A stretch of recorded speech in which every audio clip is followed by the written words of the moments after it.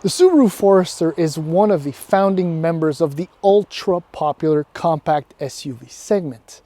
Through its 5 generations, one thing though has always differentiated it from its more urban counterparts, the CR-V, the RAV4, then the Tucson, and a bunch of others. And that's, well, to put it simply, it's Subaru-ness. You always knew that if you bought a Forester, you'd get something a little bit more rugged, a little bit more capable, and well, obviously with all-wheel drive.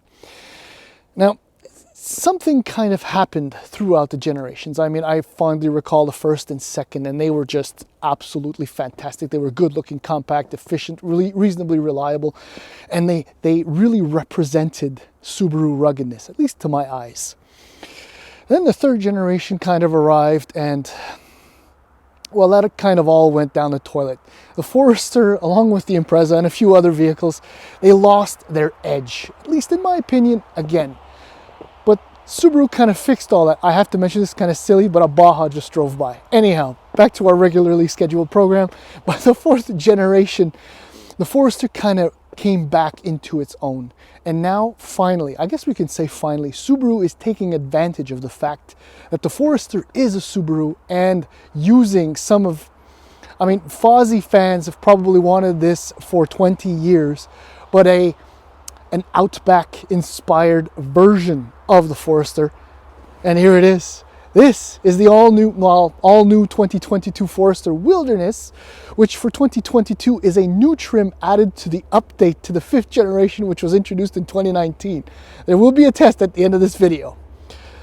Anyhow, so in the following video, I'm going to point out the changes between, say, the 2021 and the 2022, including, and mostly I will focus on the Wilderness because it's so cool and not at the same time. And then we'll take it for a drive because not only did they upgrade the visuals, but they did improve a few things about the chassis. So here we go. Okay, so we're going to start with 2022 pricing before we go over the changes that were brought forth for the model year. The terrain I'm on is a little bit bumpy, so the camera's going to shake a little bit. Apologies for that in advance. $29,495 for the base model, $40,595. That's for the top line Premier, and most importantly, $38,995 for this Wilderness.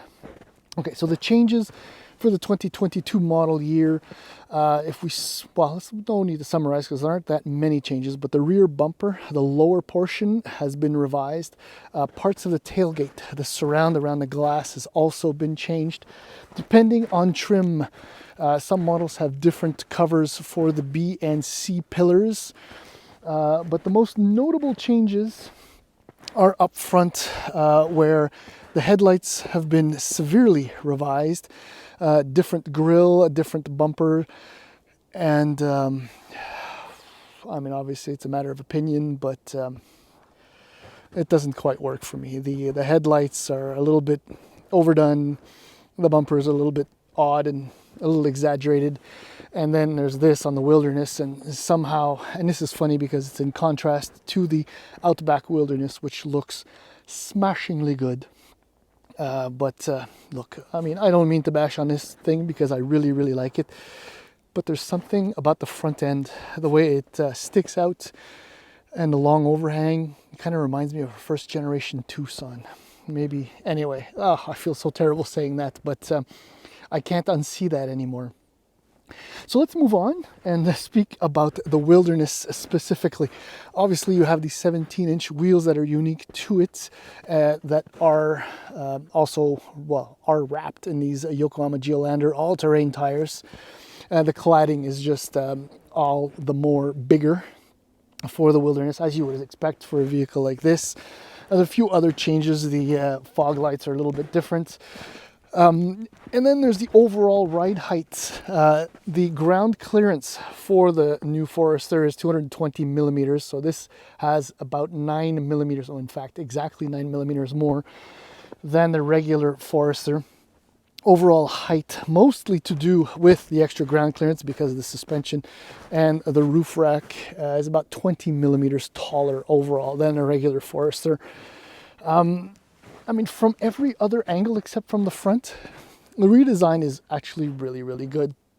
I have nothing to complain or negative to say about it. I love the anodized copper touches on the Wilderness. The badges are really cool. I guess that's about it. I mean, as far as upgrades are concerned, visually, I'm not sure it's an improvement over the previous model, which was actually introduced for 2019 model year. It was a really handsome SUV, I have to say. Okay, so let's do the walk around tour. Nothing here has actually changed. I got this, I can handle this. So it's still a fairly wide trunk. 762 liters is the total volume. And what's crazy is that this is 1.3 meters across, okay, which is actually 4 inches. So that works out to like 9 centimeters, almost 10 inches wider than an Ascent. Think about that. So, I mean, you can easily fit the golf bag across. I mean, it's so accessible. This is probably the widest opening in the segment, top, bottom, and across. So as far as that's concerned, that's really, really nice. There are a number of different materials, obviously, for the inside. So you have this specific kind of super rugged, durable, clothy, but faux leathery at the same time material for the Wilderness, which is really nice. Ingress and egress in this thing is really easy. Look how square the cut is there. And the ride height too makes you don't actually drop in, you just glide into the rear. I won't do it because it's still a Forester, and that's essentially unchanged from the previous, or the first version of the fifth generation of the Forester. Up front, I mean, there's still a lot of nice touches. I mean, we got to take a quick look at the Premier, and some of the materials on the inside and the cross stitching is just really, really nice. These premium upgrade touches that were so necessary for the Forester. I mean, compared to previous generations of Subaru products, I mean, they could not put a nice interior together. It's been said so many times. I owned a Bug-Eye WRX, so I know exactly what they were talking about. But the seats are actually turning out to be fairly supportive. I mean, some of the roads that we're driving on are very twisty and slippery, but I'm being held in place. Oh, I forgot to mention something. Eyesight 4. So the Forester, I guess maybe it's worth it. I'll just go around the A-pillar. This is the first application of the new, smaller, more efficient, wider seeing eyesight system from Subaru. So it's even more sophisticated, capable of picking up all kinds of things. Okay, so as I want to turn that down. Okay, so you have a 4.2 inch IP there, which is not uncommon for Subaru.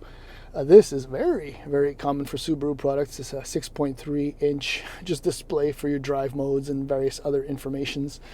And then you have Pantera, the 8-inch display here, which contrary to the massive screen that you do get in, say, the Legacy and Outback, I mean, you have some real buttons, which is really, really nice, easy to access, problem-free, trouble-free.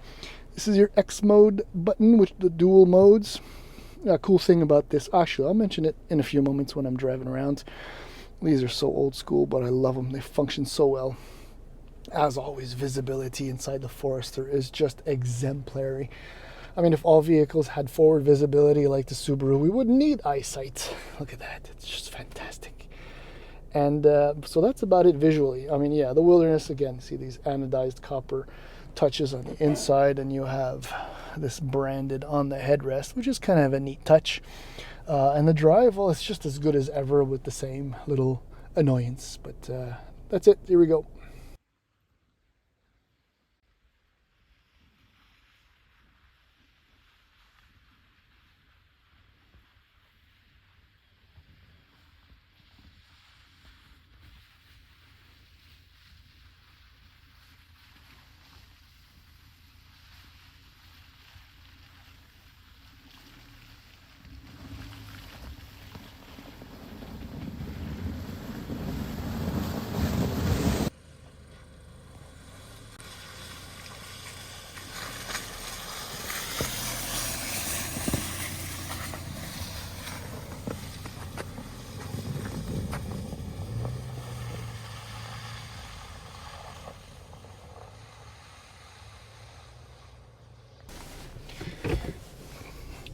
All right, so driving the new for 2022 Subaru Forester is, well, it isn't exactly revealing. It's not something unexpected.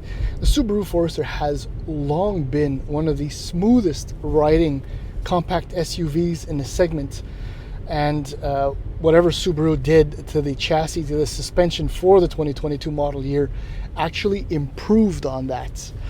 Even in the Wilderness that I drove previously, I'm currently in the Premier, if you can tell by looking at the lovely brown leather seats in the background.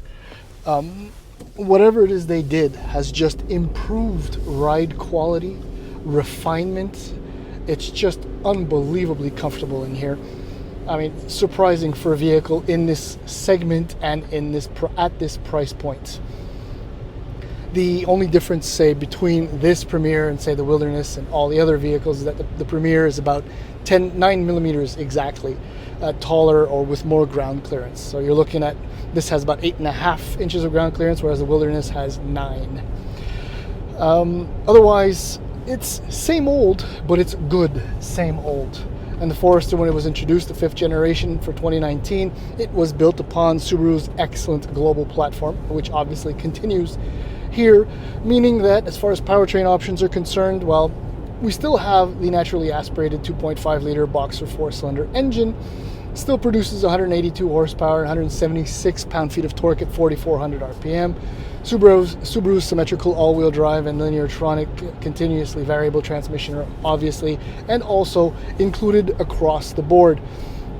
The bottom line is, and I do like to complain about CVTs that, like in the Outback Wilderness that I reviewed a little while back, it's still, I mean, despite its minor annoyances, it's still very, very efficient. Speaking of efficiency, I mean, the Forester will average about 9 liters per 100 kilometers in mixed driving. I mean, we've done about 150 kilometers so far since this morning when we picked up the vehicles, and we're averaging just over that. But, you know, that might be part of the way I was driving and the off-roading section. As far as steering and brakes are concerned, it's absolutely up there with Subaru's. Steering has always been a little wonky in ways in a Subaru product where you're connected, but you're not. But it's something you warm up to actually quite quickly, and the brakes feel great.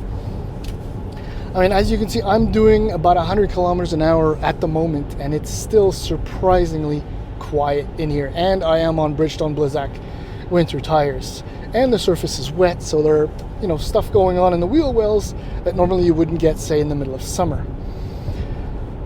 What can I tell you more about the Forester? It is still an excellent option in the compact SUV segment. It remains one of the more reliable, one of the more robust, and as you saw earlier in the video, it's got a huge trunk. It's got plenty of room in the second row. It's just a great option no matter what. And now with the Wilderness, if, unlike me, you can, you know, get over the weird nose on that thing, it's definitely a very cool option, and definitely takes on the likes of the RAV4 Trail, the Ford Bronco Sport, and a few other would-be, you know, off-roading adventure vehicles.